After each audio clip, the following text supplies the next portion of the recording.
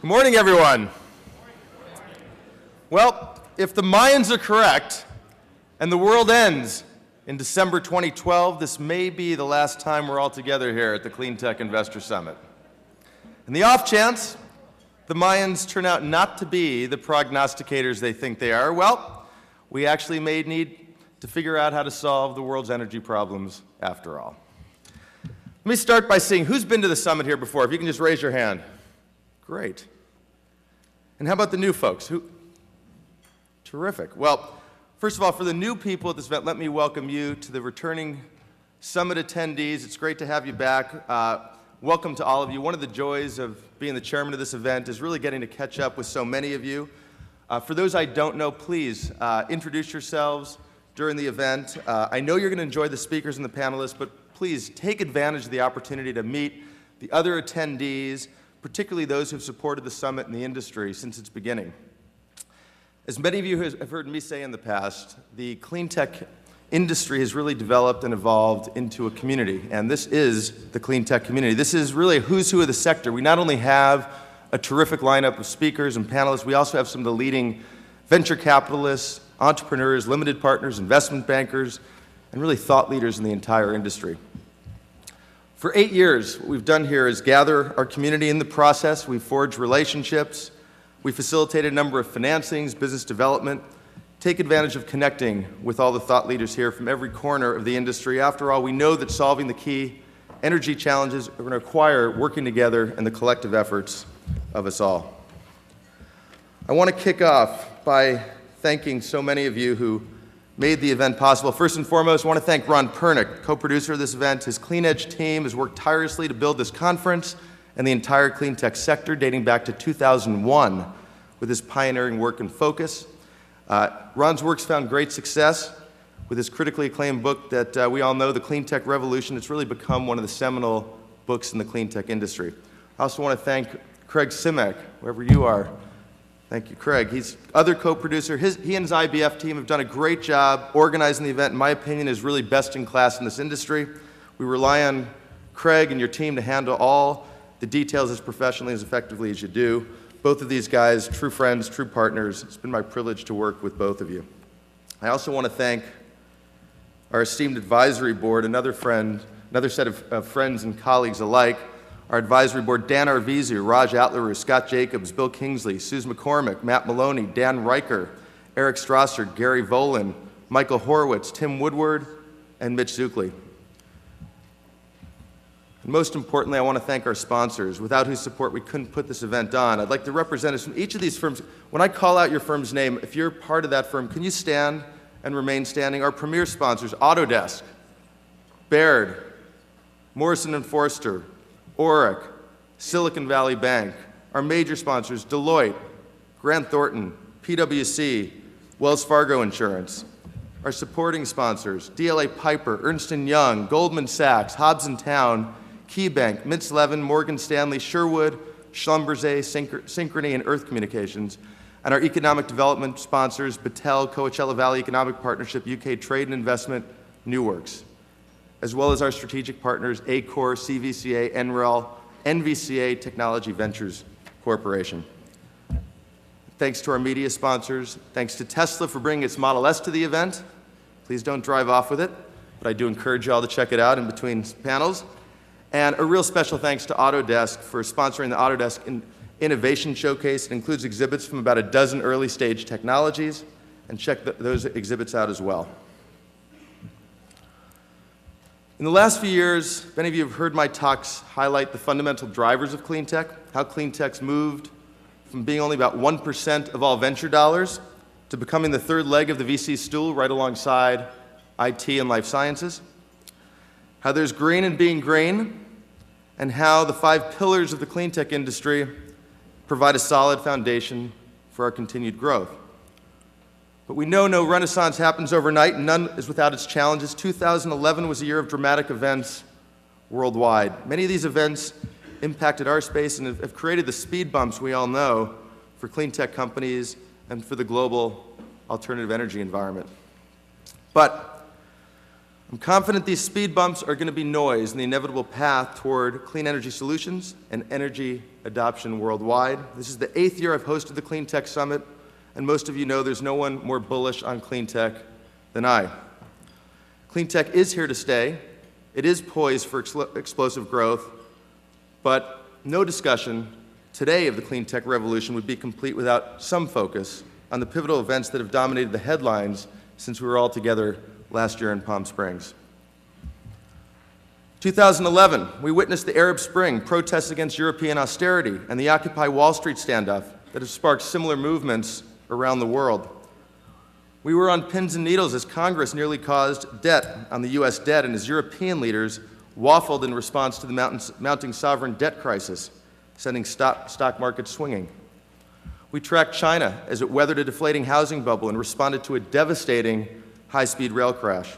And we raced to aid victims as floods in Thailand, tornadoes in the U.S., an enormous earthquake and tsunami in Japan destroyed property and took lives, resulting in $380 billion in total global losses from disasters in the past year, obliterating the previous record of $220 billion set in 2005. We breathed a sigh of relief as 3 of the world's most notorious terrorists and tyrants met their demise. 2011 was a roller coaster year, and events in the clean tech sector over the last 12 months have caused their fair share of white knuckles as well. Foremost, in many minds, increased competition, rapidly declining prices squeezed margins in the solar industry, hammered solar stocks, leading to high-profile failures like Solyndra. And in its wake, the very notion that government should support the clean tech industry has been imperiled. Indeed, this year, federal policy swung wildly and satisfied few. A permit for the Keystone XL pipeline eventually denied after a decision was deferred by the President and then accelerated by Congress. EPA air pollution rules were loosened and then tightened. A number of hopeful clean tech companies found it impossible to secure federal loan guarantees after being unable to navigate the turbulent waters in the post-Solyndra political environment. Now, meanwhile, a bonanza in shale gas sparked a modern-day gold rush, altering the playing field for fossil and renewables alike. In the Eurozone, debt crisis cast doubt over the survival of the monetary union, limiting Europe's capacity to continue its support for clean tech. And on the other side of the world, the Japanese meltdown of multiple reactors at Fukushima shook public confidence in nuclear energy, raising doubts about the future of nuclear power, and led to an abrupt change of policy on nuclear in Germany. So this is the media portrait of 2011. For better or for worse, these are the events that dominated the green energy dialogue over the last year. And as prudent investors, we have to recognize that some of these headlines really are symptomatic of the real challenges for clean tech. Now, at the broadest level, our sector is facing the same macroeconomic disruptions that affect all sectors. After a painful recessionary swoon, the U.S. is mired in a slow recovery, with unemployment still above 8% for the 3rd straight year. And across the Atlantic, a prescription of austerity is pushing the Eurozone towards recession as well. The European Commission recently lowered its forecast for European growth in 2012 from an already anemic 1.6% to a measly 0.5%. And as a result, public debt throughout the EU is expected to rise further. The sovereign debt problem, combined with the slashing of government budgets, led to countries like Italy, Spain, the UK, and France to squeeze or roll back their clean tech subsidies. And this weakness in the global economy has hammered the capital markets, making it difficult for clean tech companies to raise follow-on capital. Now, indeed, 2011 saw a plunge in clean power stocks, with many clean tech indices dropping by more than 20%, and solar stocks did fare the worst, losing more than half their value in 2011. And for companies trying to cross the valley of death and move promising technologies from the lab to commercial production, the capital problems compounded further. With the tightening project debt markets, obtaining capital for the initial scaling of clean tech projects has become much more difficult in recent years. Even when the capital markets are well greased, the technology risk coupled with large financing needs means that the valley of death is going to continue to be a persistent issue for our industry. In addition to the difficulties resulting from the global economic malaise, political challenges have been generating headwinds for the sector. In the U.S., it's inexcusable that we lack a long-term strategic federal energy policy. 8 straight presidents have bemoaned the dangers of imported oil and pledged to change course, yet in that time frame, foreign crude imports increased by a factor of 10, and still, no comprehensive energy legislation has ever emerged from Congress. Renewable energy industry is facing a combination of fiscal austerity on the one hand, partisan gridlock on the other, and these challenges do have real effects on real companies. Now, venture capitalists would show the door to an entrepreneur without a long-term business plan, and likewise, the capital markets are unwilling to invest in an unpredictable policy environment. Now, this absence of broad-based clean energy policy is made all the more glaring when contrasted against the long-standing rich subsidies that Congress continues to lavish on the oil and gas industry, which today enjoys nearly 6 times the policy support that cleantech does. And although apparently the age of austerity has yet to reach the oil fields, opponents of cleantech support have used the Solyndra collapse as a banner for their cause, further damaging public support. Now, this game of political whipsaw hurts useful programs. In the wake of the Solyndra controversy, the deadline for finalizing DOE-sponsored loan guarantees wasn't extended. The successful Section 1603 cash grant program, currently under threat, and even relatively small money programs like ARPA-E have been under fire. Now, amidst these economic and political pressures, one thing that stood out in 2011 was the number of high-profile bankruptcies or failures of once promising energy startups. The most prominent was Solyndra, but we saw a number of others, including Evergreen and SpectraWatt and BP Solar. It wasn't limited to the solar industry. We had Beacon, Aptera, and Range Fuels all closing their doors in 2011, and just last week, Enter1 filed for bankruptcy. Those with experience in the field recognize that these types of failures are the natural part of the Darwinian process of startup innovation. For a few of these companies, the simple reality was that the technologies couldn't keep pace with their markets, but for all of them, the challenges I just summarized were clearly contributing factors.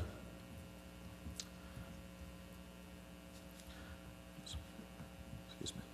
Now, these challenges are going to continue to shape the industry as we move forward. In the near term, clean tech companies will have to do battle on multiple fronts against macroeconomic fragility, against U.S. policy uncertainty, and against tight capital markets. And these battles contest even the most seasoned investors and entrepreneurs. But through them, we have to remember why we're fighting this war. We're fighting to reduce energy costs. We're fighting to diversify energy supplies and clean air while quenching the world's rapidly growing thirst for energy.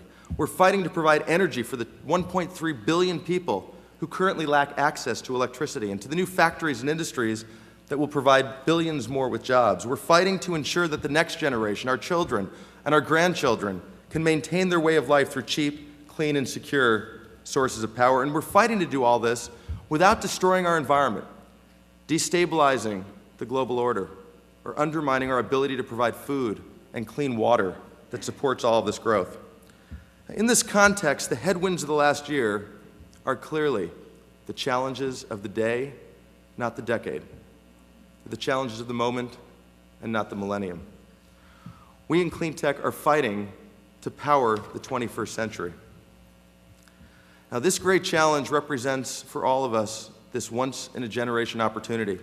The billion-dollar markets that investors identified in IT is dwarfed by the trillion-dollar opportunity in energy.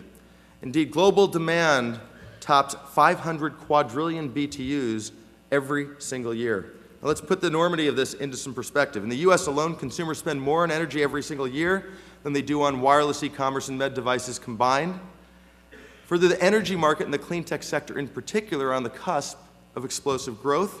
The IEA projects that global energy demand will increase by 40% by 2035, and that electricity demand in particular will grow to just over 9 terawatts. Now, if you combine this with replacement of retiring plants, the growth represents 6 terawatts of generation capacity that has to be built in the next 25 years. That's more electricity generation than currently exists worldwide. And we can expect renewables to provide over half of that generation capacity, 3 terawatts of clean energy, representing over $5 trillion of investment in the next 25 years. Bloomberg New Energy Finance predicts that renewables will account for 15.7% of global electricity production by 2030, representing, in their estimation, a $7 trillion opportunity. In fact, so much renewable power is projected to come online in the next 20 years that if we lined up enough solar panels end to end to meet the expected growth, the array would circle the Earth over 900 times. So let's put the challenges we faced in this year in perspective. This year wasn't just the year that the 7th billion person on planet Earth came. It also marked the $1 trillionth invested in the clean tech sector since 2004. And this $1 trillion come on top of tremendous growth in clean tech outlays. We saw investment growing over 29% annually since 2004, from the $52 billion to $243 billion annually. And this growth in startups from the venture communities followed the same trend. 2009 and 2010, which are the so-called down years in our sector, we saw more cumulative investment than the entire 1995 to 2005 combined. We saw $41 billion in M&A in 2011, the highest M&A volume for the sector in history. With this massive opportunity so apparent, you'd think that encouraging further investment in clean tech would be a high political priority, and outside the DC Beltway, you'd be right. Domestically, the states have provided the bright spot, 33 of them enacting renewable targets, many more offering net metering policy, California setting the pace with its ambitious cap and trade strategy. I'm delighted that we have here two of the most progressive and influential people embodying state leadership. We have Bill Ritter from Colorado and Dan Esty from Connecticut. Now, globally, the policy for clean tech support has been even stronger. Now, American leaders may not have heard the starting gun amidst the cacophony of inaction in the U.S. Congress, but make no mistake, other nations heard the shot and are already off and running in this global race. In Europe, strong programs have led to a domination of the renewable energy landscape for a number of years, and this dominance has led to dramatic developments like the near-grid parity cost of solar production. Germany's managed to create one of the largest solar markets in the world despite having less sunshine than the state of Minnesota. The story doesn't end in Europe. Brazil's created an economy in which the term alternative energy refers to gasoline, and it aims to triple the nation's installed renewable base by 2030. India opened its second national solar mission auction this year, inviting companies to apply for more than 350 megawatts of solar generation license, and China's increased its target for wind energy generations to 1,000 gigawatts by 2050. Now, even frontier markets, which have been large players in this space, they're seeing the opportunity and positioning their economies to benefit. Renewable energy in the Middle East and North Africa expected to more than double by 2020. After jumping into the clean tech race by enacting supportive policies, the emerging markets are seeing the lion's share of clean tech growth, rapidly reshaping the global playing field. In the past year, China overtook the U.S. as the global leader in wind energy, 42 gigawatts currently installed. 41 of those 42 gigawatts were installed in just the last 5 years. By 2014, China's going to account for more than 20% of all clean energy investments worldwide, matching the combined $50 billion of annual investment by the U.S. and Canada. And by 2014, most people expect Chinese investment to continue growing while the U.S. and Canada stagnate. Emerging market governments, they're investing through research grants, loan guarantees, license auctions, feed-in tariffs, manufacturing tax breaks, and massive government-supported joint ventures, like that between First Solar and Guangdong Nuclear, to build the world's largest solar plant in the Mongolian desert. Now, these efforts have already borne fruit. Today, more than half of the world's wind turbines, nearly 3/4 of the world's PV modules are manufactured in Asia. Gamesa, which is Spain's largest turbine manufacturer, ramping up its production capacity in China, Brazil, and India. First Solar, largest manufacturing plant, Malaysia. Vestas, GE, Siemens either produce their components or assemble turbines in China, and Vestas recently opened a new technology center in Chennai, India. For many clean tech firms today, reaching scale and entering new markets and improving cost competitiveness means establishing production facilities overseas. The bottom line today is that truly being focused on the clean tech sector necessarily means having this global perspective and casting a wide net for the opportunities and solutions being created around the world. In my own experience, several of my portfolio companies are selling and manufacturing globally from their U.S. headquarters. DIA, based 17.2 miles from my office in Palo Alto, manufactures in Gurgaon, sells to rural India. Coltech, lab in Atlanta, pilot facility in Paducah, Kentucky, entirely focused on Inner Mongolia. Powergenics manufactures its nickel-zinc batteries in Shenzhen and focuses on the Chinese market for its rollout. Tesla, selling its Roadsters and its future Model S into the international market. Selexel, based in Milpitas, California, successfully partnering with Asian governments and other corporates to focus its manufacturing efforts there. Excelergy, a dual focus on China and the U.S. Flow Design, focused on Brazil and a number of other international markets for the deployment of its next-generation wind turbine, and the list goes on. In short, so many of our portfolio companies are being funded by and deploying in emerging economies that we as a community cannot afford to ignore this. So, while I've never been more bearish on U.S. clean tech, I've never been more bullish on global clean tech.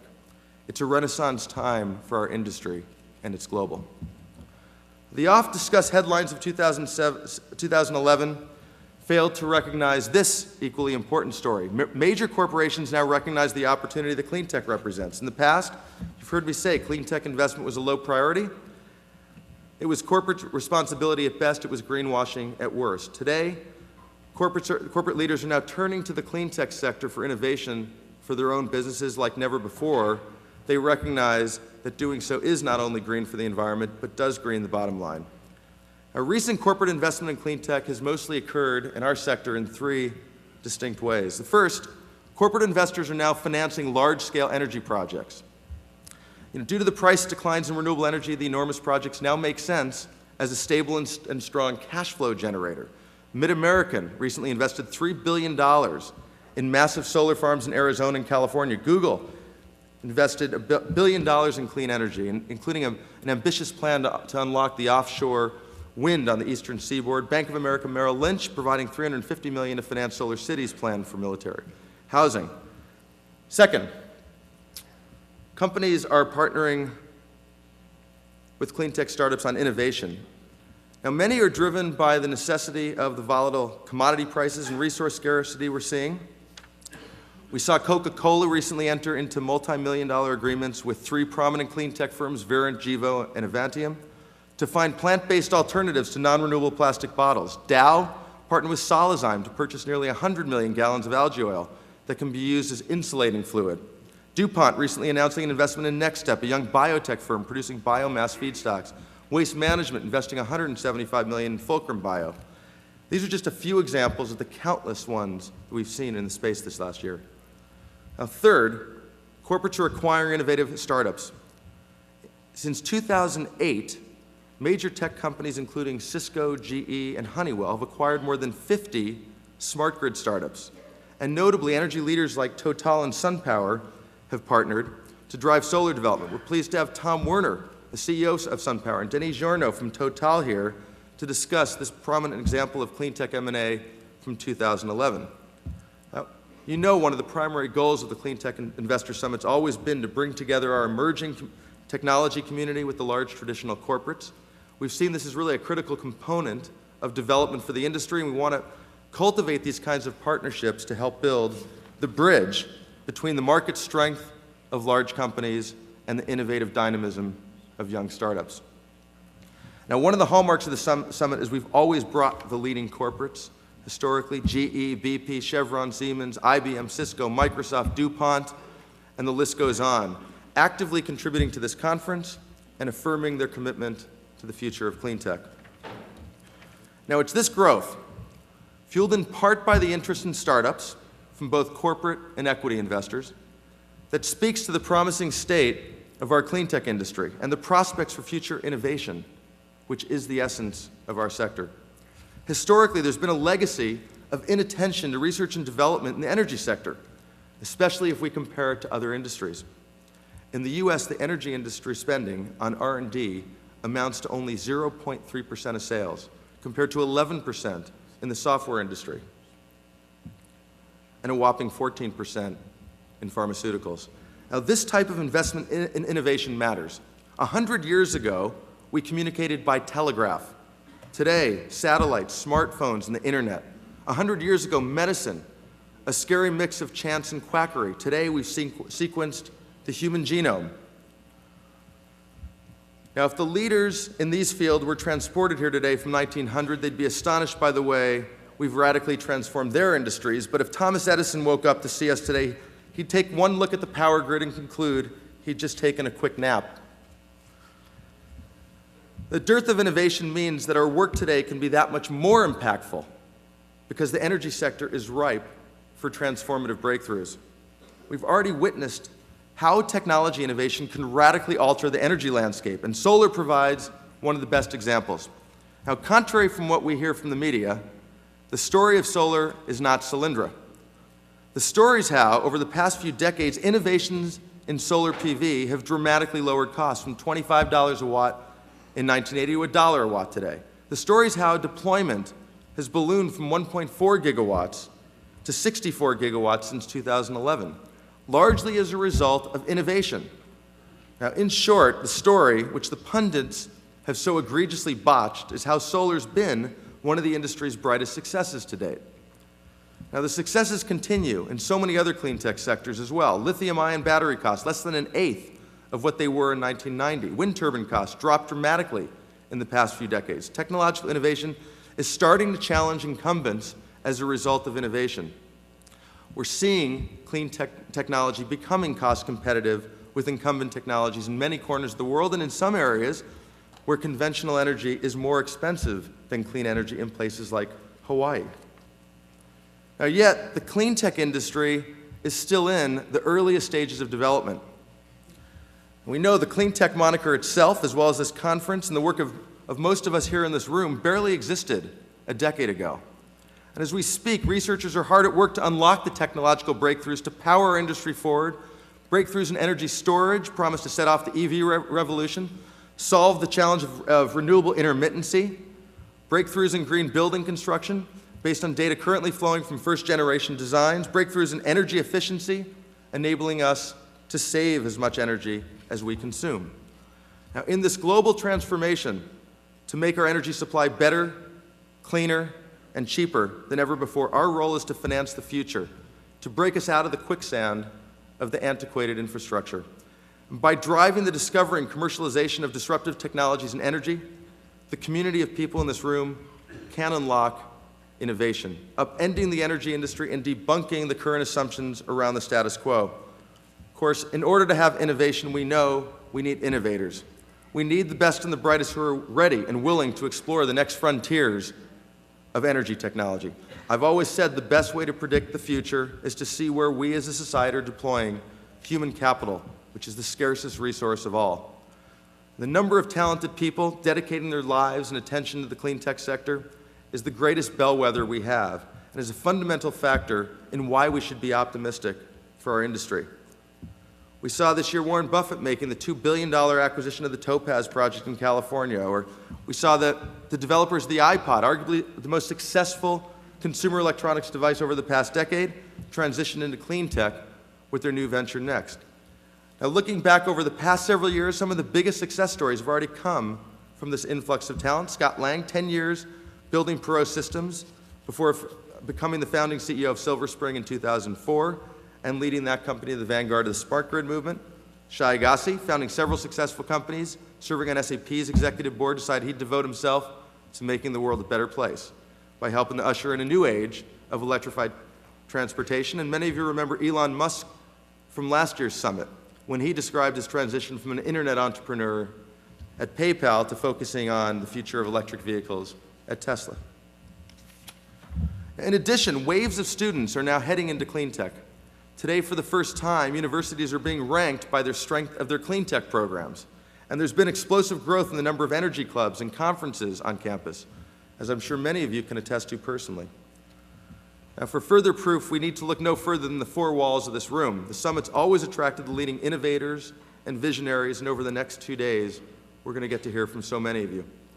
Now, whether we examine the experience of a number of us in the room or the best and the brightest of the younger generation, it's clear that clean tech is attracting top global talent, which is the important reason why, again, we should be optimistic about clean tech's future. Although I started this talk with a discussion of the challenges of 2011, it'd be a mistake to get caught up in the myopia of the moment. To the casual observer, it's unclear what's happening to the clean tech industry in the face of the global economic and political challenges. But in the past 8 years, since this conference was founded, we've seen a dramatic range of developments, including commercialization of electric vehicles, development of smart grid technologies, new materials, new sources of energy, and we should expect to see more advances over the next 8 years than we did over the prior. We're at an inflection point, and clean tech stepping forward into this period of exponential growth. The clean tech industry envisions new ways of powering, managing, equipping the entire global economy. And while vision leads to transformation, it also requires patience and persistence. Any successful innovator will tell you that persistence is the secret of success. Visionaries don't just see what others don't. They don't just do what others won't. Visionaries picture the future as it can be, and then they make that a reality despite the setbacks that inevitably arise. A great visionary passed this year, Steve Jobs, and in the wake of his death, there's a number of lessons that we should reflect on. And one of the most important lessons he leaves does begin with an I. It's not the iPod, the iPhone, or the iPad. It's Jobs' maniacal focus on innovation. When nobody else could figure out how to legally sell music over the internet, Jobs and Apple did with the iPod. When nobody else could figure out how to make a cell phone with decent internet capabilities, Jobs and Apple gave us the iPhone. And when nobody else could figure out how to build a tablet computer that everyday folks would want and use, Jobs and Apple gave us the iPad. Now, Jobs understood that in order to compete in the 21st century, you need to out-innovate the competition, to have the audacity to overhaul traditional industries. One of my favorite quotes ever, and one that really has inspired my own practice, Jobs famously said, "Here's to the crazy ones, the misfits, the rebels, the troublemakers, the round pegs and the square holes, because the ones who are crazy enough to think they can change the world are the ones who do." Jobs did change the world, redefined the personal computing industry, the animation industry, the music industry, the communications industry, and the mobile computing industry along the way.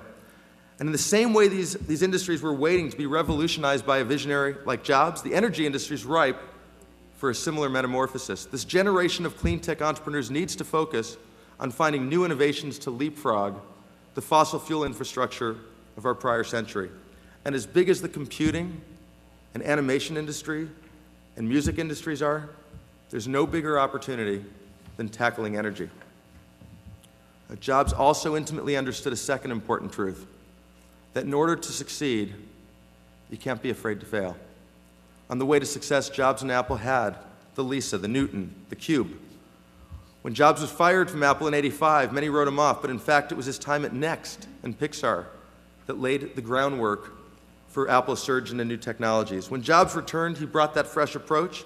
That moment was Apple's inflection point. And Jobs went on to transform so many of his new ideas, new perspectives, new innovations, just as the clean tech sector is bringing to bear new innovations today.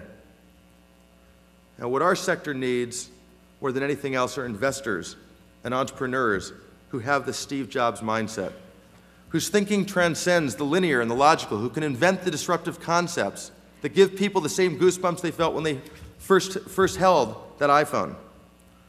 Steve Jobs once lured John Scully from Pepsi with his legendary dare. He said, "Do you want to sell sugar water for the rest of your life, or come with me and change the world?" To all the clean tech entrepreneurs around the world, from Silicon Valley to the Research Triangle, from Abu Dhabi to Sao Paulo, from Shenzhen to Bangalore, to the places where each and every one of you is focusing your efforts, I'd say, come with me, come with us, and help change the world of energy, the world of clean tech, the world that we live in, the world that we're leaving to our children and to our grandchildren. I look forward to hearing from so many of the speakers today and tomorrow, to spending time with you. Thanks for all being here. We have an exciting 2 days ahead.